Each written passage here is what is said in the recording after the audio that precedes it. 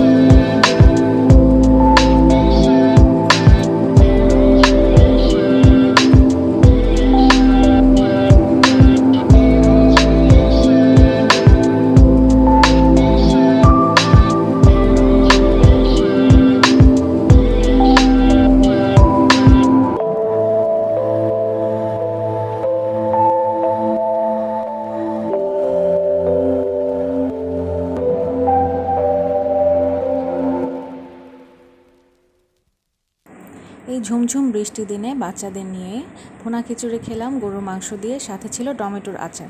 এই টমেটোর আচারের রেসিপিটি আমার চ্যানেলেই আপনারা পাবেন, আর তারও সাথে আরও পাবেন বোম্বাই মরিচের আচারের রেসিপি। আপনারা চাইলে সেই ভিডিওগুলো দেখে নিতে পারেন। আর খুব ট্র্যাডিশনাল মশলা দিয়ে আজকে এই ভুনা খিচুড়িটা করলাম। আর এক্সট্রা হিসেবে দিয়েছি টমেটোটা আপনারা অ্যাড করবেন, তাহলে টমেটো অ্যাড করাতে ভুনা খিচুড়ির টেস্টটা আরও ডাবল বেড়ে যাবে। আর তার সাথে নিয়ে নিয়েছি কাঁচামরিচ, লেবু আর পেঁয়াজ। অসাধারণ এই কম্বিনেশনের এই খাবার বাঙালিদের সবার কাছেই প্রিয়। আমি জানি আপনাদের আজকের রেসিপিটি ভালো লেগেছে। ভালো লাগলে লাইক, কমেন্ট, শেয়ার করতে ভুলবেন না।